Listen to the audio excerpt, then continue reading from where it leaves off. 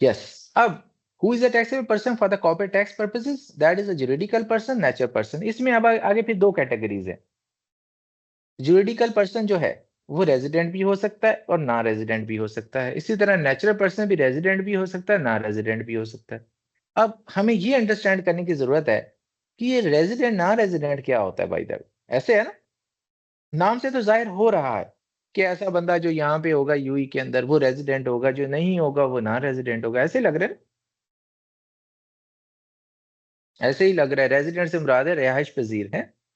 जो यहाँ पे इनसाइड होगा वो रेजिडेंट होगा, जो आउटसाइड है वो नहीं, वो ना रेजिडेंट होगा। लेकिन इसका इम्पैक्ट क्या है, उसका कॉर्पोरेट टैक्स के ऊपर क्या इम्पैक्ट है? पर हम बात किसकी कर रहे हैं कि क्या रेजिडेंट को टैक्स लगना चाहिए, ना रेजिडेंट को लगना चाहिए?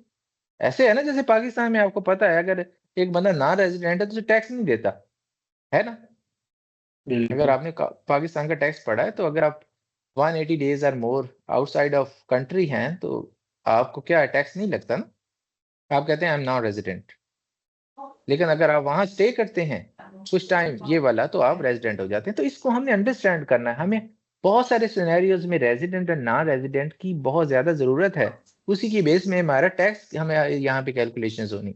तो मूव फॉरवर्ड, नेचुरल पर्सन को डिस्कस करते हैं। नेचुरल पर्सन जो है ना, ये कब कॉर्पोरेट टैक्स के लिए, मतलब इसे कब कॉर्पोरेट टैक्स लगा करेगा?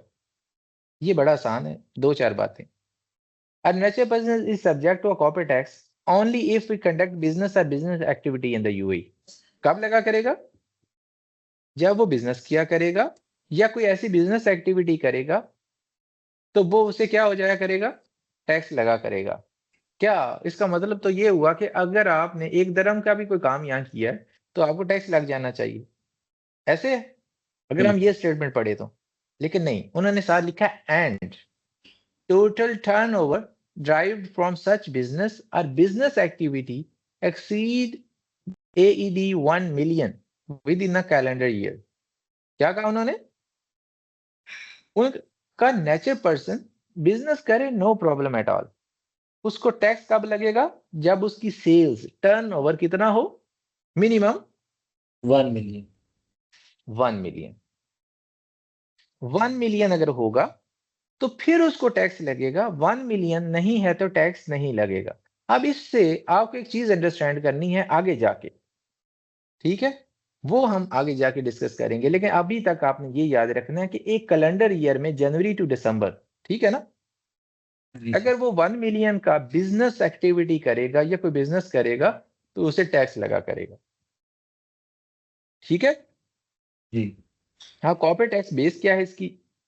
A natural person is taxable on income from the business or business activity in the UAE, income from the outside of the UAE if related to that UAE business activity or business activity।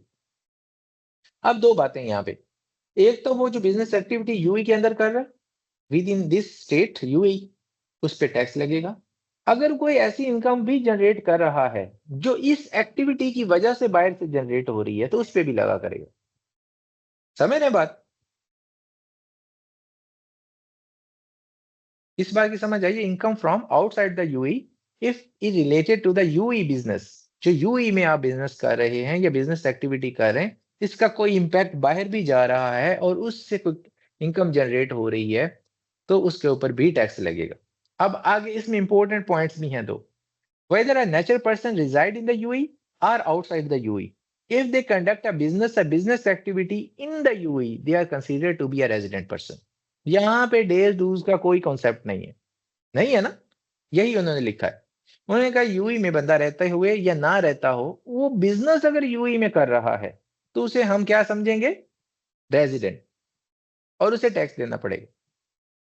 ऐसा नहीं है कि 10 दिन आप पाकिस्तान, आप साल में 10 दिन ही सिर्फ यूई आए, बाकी आप 355 डेज आप बाहर रहे और आपने आगे कहा मैं तो नॉन रेजिडेंट था। वो कहते हैं sorry, you have conducted a business or business activity inside the UAE, even if you were sitting outside of the UAE, you have to pay the tax, right?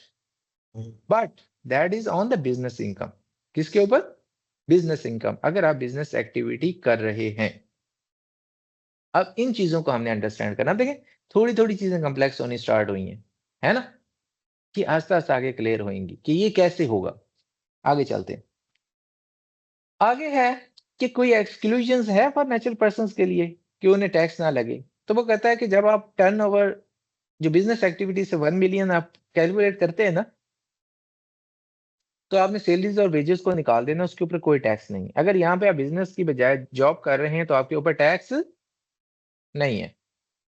अगर आपने सैलरी वेजेस या किसी तरह से भी आपके पास पैसा आ गया है, दरम आ गए और आपने उससे कोई इन्वेस्टमेंट कर लिया है, फॉर एग्जाम्पल आपने बैंक में पैसे रख दिए, आपने कोई शेयर्स यहाँ खरीद लिए, आपने कोई किसी किस्म की इन्वेस्टमेंट की है जो बिजनेस की डेफिनेशन को मीट नहीं करती।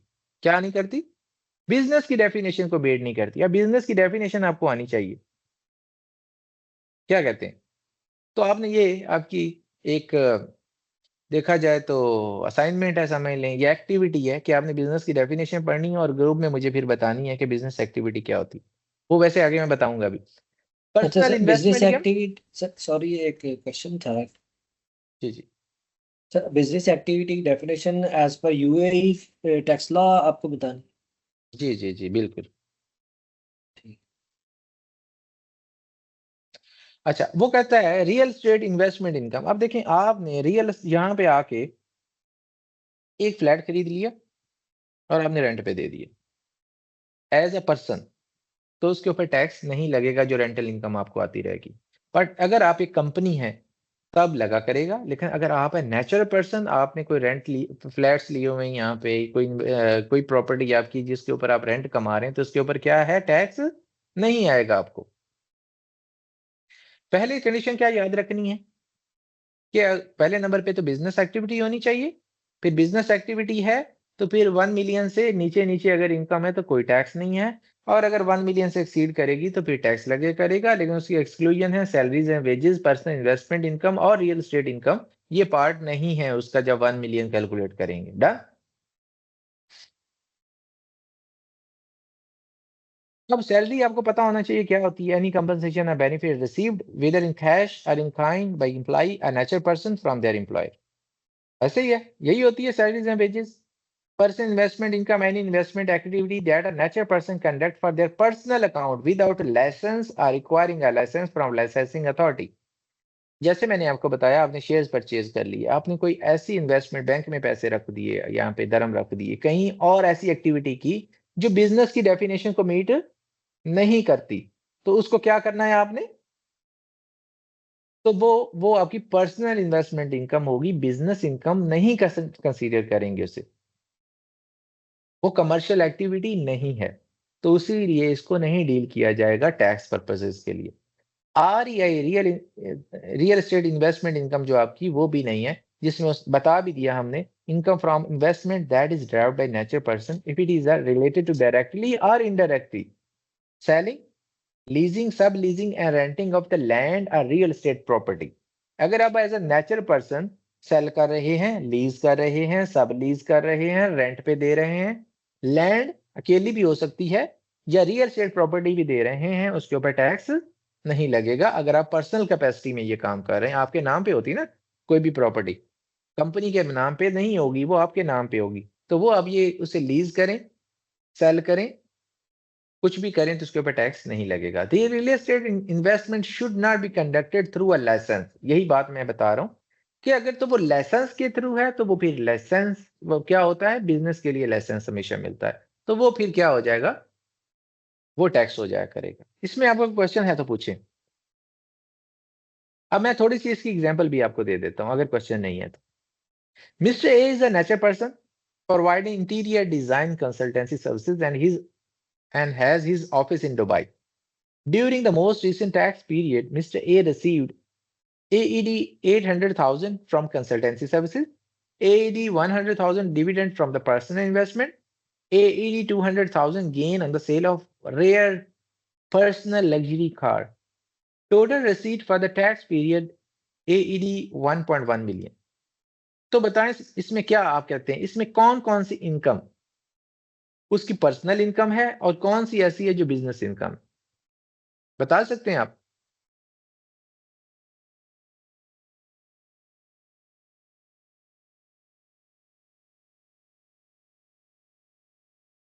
अब देखा जाए तो एक वो कंसल्टेंसी सर्विसेज दे रहा है, उसका ऑफिस भी है।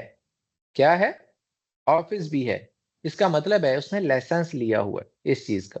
तो 800,000 तो उसकी बिजनेस इनकम है, क्योंकि वो कंसल्टेंसी सर्विसेज देना एक बिजनेस एक्टिविटी है। तो वो साफ सी बात है उसकी बिजनेस इनकम है। इसके ऊपर अगर उसके ऊपर तो टैक्स लगेगा जब वो 1 मिलियन का थ्रेशोल्ड अचीव कर लेगी, ऐसे ही है। लेकिन जो उसने पर्सनल इन्वेस्टमेंट की हुई है शेयर्स के ऊपर, जिसके ऊपर उसे डिविडेंड आ रहा है, वो साफ सी बात है ना टैक्सेबल, लॉ में लिखा हुआ है। इसी तरह उसने लग्जरी कार ली हुई थी, उसने सेल कर दी, उसे गेन हो गया, वो भी पर्सनल ही है, उसके ऊपर कोई टैक्स नहीं है। सिवाय एक के जैसे कंसल्टेंसी सर्विसेज उसका बिजनेस है, वो as a natural person licence लेके काम कर रहा है, तो वो 800,000 है, 1 मिलियन को टच नहीं कर रही। अगर नहीं कर रही तो उसे उस पर भी टैक्स नहीं देना, but that is a taxable activity. Done, go next. एक और हम बात कर लेते हैं कि एक और एग्जांपल के साथ चलते हैं। अगर अगली की समझ आ गई है तो बेस्ट है, नहीं आई तो आप पूछ भी सकते हैं, इसमें कोई रिस्ट्रिक्शन वाली बात नहीं है। आप पूछ लेंगे तो मैं आपको चीजें बता भी सकता हूँ। आगे बढ़ते हैं तो पिछले पे सॉरी और एग्जांपल कर लेते हैं। A nature person mister N based in the UAE own several properties located in the UAE and rents them out for AD 1.2 million per Georgian calendar year. Calendar year. Mr. N also has a license to run her bakery business in Sharjah. अब देखें वो nature person है mister N, उसके पास काफी सारी properties हैं और उसे वो रेंट करता है 1.2 मिलियन पर कैलेंडर ईयर जो उसका है। अब आप मुझे एक बात बताएं, ये जो वो उसके नाम पे जो ओन करता है वो प्रॉपर्टी मिस्टर एन, वो उसे रेंट करे तो क्या उसके ऊपर कोई टैक्स होना चाहिए? नहीं होना चाहिए। That is a personal investment. अब उसके ऊपर जो रेंट कमाए, लीजिंग करे, उसको सेल करे, उस पर नो टैक्स। बट उसके बाद जो लाइसेंस है बेकरी बिजनेस रन करने का, ये टैक्सेबल एक्टिविटी है, ठीक है, इसके ऊपर उसे टैक्स देना पड़ेगा। As long as the real estate activity is not required to be conducted through the licence from licensing authority, the income derived from Mrs. N from the renting property is not subject to corporate tax as a income is real estate investment income. However, the income from the bakery business should be subject to tax if it exceed 1 million turnover. तो ये सादा सी बात है। यही बातें हम बार बार पीछे भी डिस्कस कर रहे हैं। होपफुली आपको अंडरस्टैंडिंग आ गई होगी। अब हमें जो चीज दूसरा जो हमारा पहला हमने देखा नेचुरल पर्सन के केस में, अगर मैं थोड़ा सा पीछे जाऊं दोबारा और आपको एक चीज दिखाऊं, मैंने कहा था what is the taxable person, और उसमें नेचुरल पर्सन हमने पहला डिस्कस किया। नेचुरल पर्सन क्या होता है, फिर हमने कहा अब हम जा रहे हैं उसके ऊपर कॉर्पोरेट टैक्स का रेट क्या होगा, उसका कॉर्पोरेट टैक्स पीरियड क्या होगा, और रजिस्ट्रेशन का क्या प्रोसीजर है नेचुरल पर्सन के लिए। फिर हम जुरिडिकल पर्सन पे आएंगे, उसके ऊपर भी यही अगले वाली चीजें टेस्ट करेंगे, कॉर्पोरेट टैक्स का रेट, टैक्स पीरियड और कॉर्पोरेट रजिस्ट्रेशन। तो टैक्सेबल पर्सन इज इम्पोर्टेंट, पहले आपको पता होना था नेचुरल और जुरिडिकल, फिर उसके बाद अगली दोनों चीजें उन दोनों पे एप्लीकेबल है। आगे बढ़ते हैं। किसी का कोई भी क्वेश्चन हो तो वो पूछ सकता है, अगर नहीं है तो problem at all. Hold on sorry.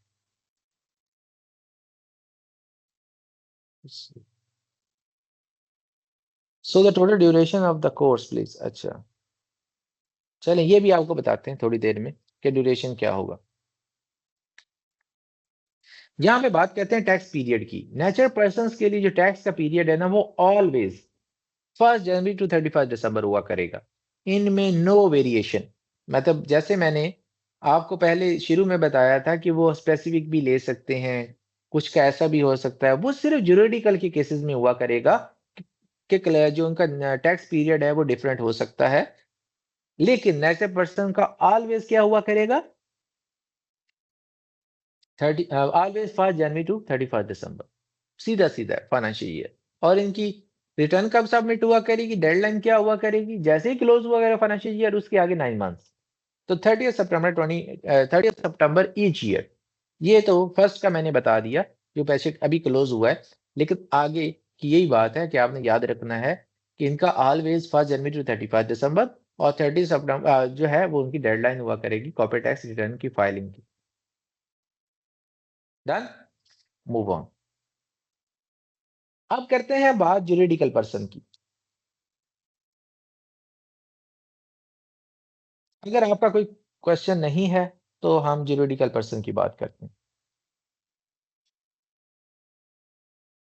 और अगर कोई क्वेश्चन है तो आप माइक अनम्यूट करके पूछ भी सकते हैं। नेचर पर्सन के पे ऊपर कोई भी क्वेश्चन है आपका तो हम उस पे बात कर सकते हैं, और जितना आप पार्टिसिपेट करेंगे आपके क्वेश्चन होंगे तो मुझे बुरा बिल्कुल नहीं लगेगा, तो मैं आपको ज्यादा चीजें बताने के काबिल हूँ। Other than this you have an option, put your questions in the group, तो वहां पे ही हम डिस्कस कर पाएंगे, और ग्रुप में भी आप डालते जाएं तो आपके क्वेश्चन के आंसर हो जाया करेंगे वहां पे।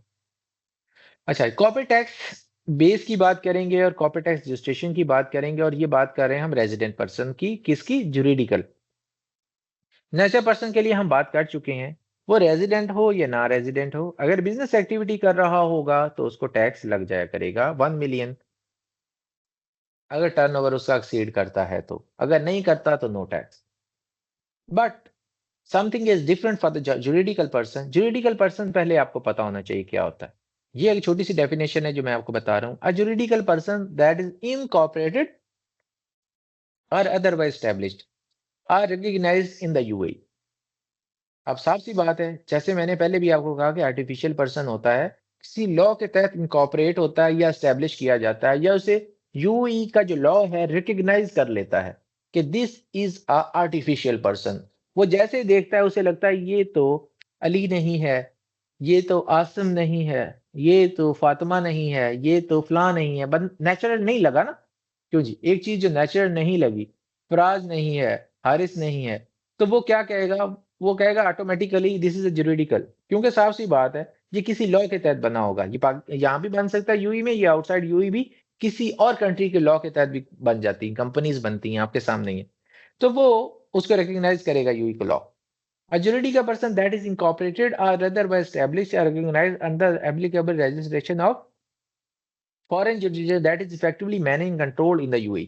अब ये वेरी मच इंपॉर्टेंट है, इसको कहते हैं effectively manage and control in the UAE. ये वेरी इंपॉर्टेंट है, आपने इसको याद रखना है, ये आगे जाके बहुत काम आएगा।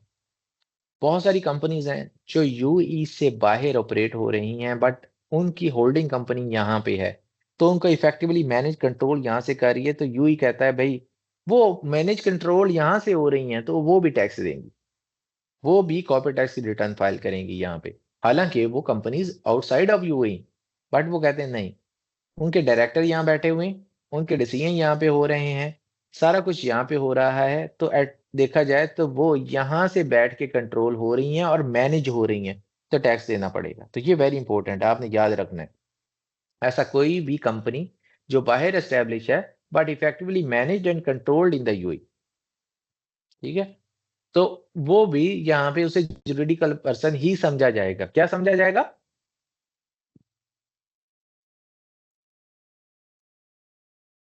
उसे जुरिडिकल पर्सन यूई के लॉ के मुताबिक समझा जाएगा, उसे कहा जाएगा कि टैक्स फाइल करें। ये नीचे मैंने इसीलिए लिख भी दिया। Whether a foreign company is effectively managed and controlled in the UAE depends on the facts and circumstances. Key determinating factor is क्या? Strategic management and commercial decision are regularly and predominantly made in the UAE। अगर ऐसा हो रहा है तो इसका मतलब है वो यूई से मैनेज हो रही है, यूई से कंट्रोल हो रही। तो क्या करना है भाई, कॉर्पोरेट टैक्स की बेस क्या बनेगी? Subject to tax on their world wide income, taxable income drive from the UAE as well outside the UAE. जो जुरिडिकल पर्सन है ना, उसकी वर्ल्ड वाइड इनकम के ऊपर टैक्स लगेगा। आप यूई में अर्न कर रहे हैं, यूई से बाहर अर्न कर रहे हैं, अगर जुरिडिकल पर्सन यहाँ यूई में रिकॉग्नाइज हो गया, इनकॉपरेट हो गया, एस्टेब्लिश हो गया, या effectively manage and control UAE में हुआ, तो उसकी वर्ल्ड वाइड इनकम के ऊपर यूई के अंदर टैक्स लगेगा, और उनके लिए रिक्वायर्ड है कि वो कॉर्पोरेट टैक्स में फॉरेन रजिस्टर करें। क्या है? जुरिडिकल पर्सन, माइंड में रखना है आपने हमेशा, जुरिडिकल पर्सन ने रजिस्टर होना ही होना है, उसके ऊपर टैक्स लगना ही लगना है हर सूरत। वो कितना होगा और कितने थ्रेशोल्ड के बाद लगेगा वो हम डिस्कस कर लेते हैं। अब नेचुरल पर्सन जो है, हमने ऊपर बात की, वो अगर 1 मिलियन को क्रॉस करता है तो तब उसने रजिस्टर होना है, अदरवाइज उसे कॉर्पोरेट टैक्स लगना ही नहीं है, उसने रजिस्टर भी नहीं होना। लेकिन जो आपकी कॉर्पोरेट टैक्स जुरिडिकल पर्सन के ऊपर टैक्स भी लगेगा और उसे रजिस्टर होना ही होना है। अब आती हैं दो बातें, एक है रेजिडेंट पर्सन और एक है नॉन रेजिडेंट पर्सन। जो रेजिडेंट पर्सन है subject to tax on their world wide income, जैसे मैंने आपको बताया। जो नॉन रेजिडेंट पर्सन है उसके साथ क्या होगा,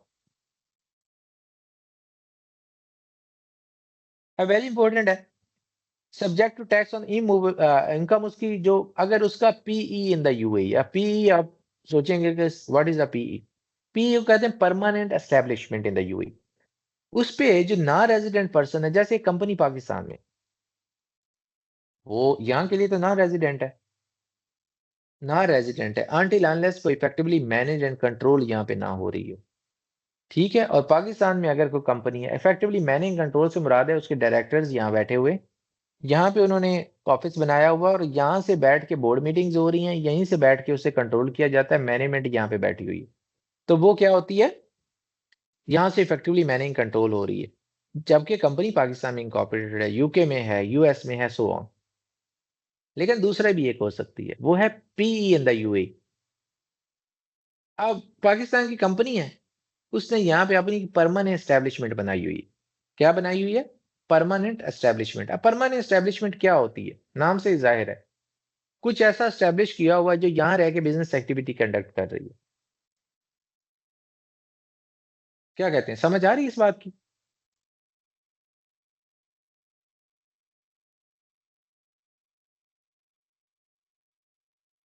अगर इस बात की समझ आ रही है तो फिर हम आगे बढ़ते हैं।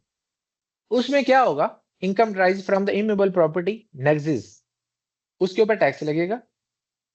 अब पाकिस्तान से बाहर एक कंपनी है, उसकी यहाँ पे इमूवेबल प्रॉपर्टी है यूई में, तो क्या होगा, उससे जो इनकम कमा रहे हैं उसके ऊपर टैक्स लगेगा। बहुत सारी कंपनीज हैं जिन्होंने यहाँ प्रॉपर्टीज बनाई हुई हैं और वो प्रॉपर्टीज यहाँ पे ऑपरेट की जाती हैं और वो रेंट पे दी जाती हैं, तो उसे एक कोई ना कोई यहाँ पे ऑफिस बनाया होता है, परमानेंट एस्टेब्लिशमेंट बनाई होती है जो उसको मैनेज कर रही होती है और वो आगे रेंट पे दे रही होती है या कोई भी बिजनेस एक्टिविटी कर रहे होते।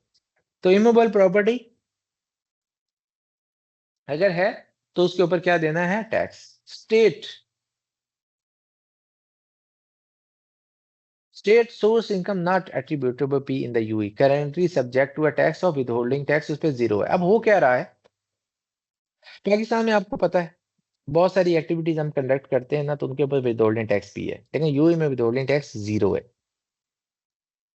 यहाँ पे जितनी भी इनकम आप कमाते हैं वो आपके अकाउंट में ही आती है। अकाउंट में आने के बाद जब रिटर्न फाइल करते हैं तो उसके बाद जो टैक्स की कैलकुलेशन होती है तो टैक्सेबल पेएबल बनता है वही आपने पे करना है। कोई विदहोल्डिंग नहीं होती कि थर्ड पार्टी आपसे विदहोल्डिंग करने के बाद गवर्नमेंट के खजाने में जमा करा दे, ऐसा नहीं। जैसे पाकिस्तान में विदहोल्डिंग है बहुत सारी जगह पे, समझ रहे हैं इस बात को?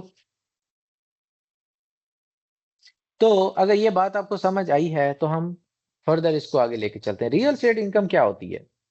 No exception exists in respect of registered income derived by juridical person and like for natural person always taxed। यही है।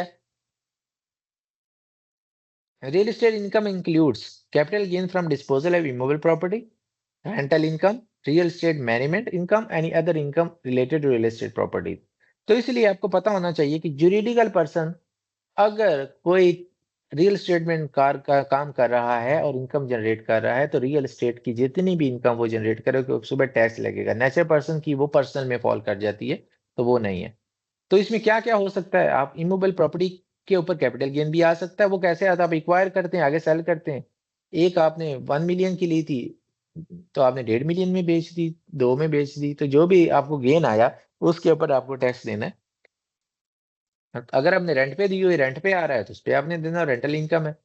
रियल एस्टेट मैनेजमेंट भी इनकम होती है कि आप एज ए कंपनी ऑपरेट कर रहे हैं और आप दूसरे लोगों की प्रॉपर्टीज को मैनेज कर रहे हैं, रेंट पे दे रहे हैं। जैसे पाकिस्तान में भी डीलर्स होते हैं, वो उनके पास लोगों के फ्लैट्स होते हैं या घर होते हैं, वो उनको उन पे रेंट पे दे देते हैं और रेंट से उतरवा लेते हैं, दे देते हैं, या किसी के ब्याह पे सेल कर देते हैं, बाय कर लेते हैं। तो ये वो जो कमीशन आप कमा रहे हैं या जो वो रियल एस्टेट को मैनेज करने की फी आप कमा रहे हैं उसके ऊपर भी टैक्स आपने देना है। So any type of income related with the real estate properties, you have to pay the tax. Where such income is earned by a juridical person, that is a taxable person, the income will be subject to the standard provision governing the determination of taxable income। अब हमें determination जो करनी है ना taxable income की, वो आगे हमारा कोर्स का पार्ट है कि जैसे पाकिस्तान में भी हम टैक्स कैलकुलेशन करते हैं ना, हम कहते हैं प्रॉफिट बिफोर टैक्स, फिर ऐड करते हैं इन एडमिजिबल और उसमें एडमिजिबल एक्सपेंस माइनस कर देते हैं और एक आपके पास टैक्सेबल इनकम निकल आती है। यहाँ पे भी ऐसे ही कैलकुलेशन हम करेंगे, वो बड़ी आसान होगी। 2-4 एक्सपेंसेस हैं 5 जो आपके एड बैक हो जाते हैं और कुछ हैं जो लेस हो जाते हैं, तो उससे आपके पास वो फिगर आ जाती टैक्स जिसके ऊपर रेट अप्लाई करते हैं आप।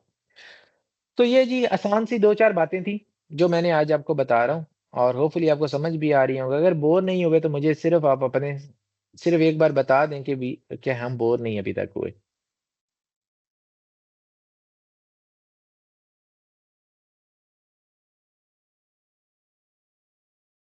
कोई भी नहीं बता रहा, बैठे भी हैं कि सो गए हैं? हारिस बैठा है, गुफ्तार बैठा हुआ है, बता कुछ नहीं रहा। तो जी अगर आपको ये समझ आ गया है तो हम ये एक स्लाइड कर लेते हैं और नेक्स्ट इसके बाद आगे क्या कहते हैं तो इससे आगे कल स्टार्ट कर लेंगे, क्योंकि ये काफ़ी लंबा कोर्स है, छोटा नहीं है, तो हम इसको लेके आगे चलेंगे। ठीक है?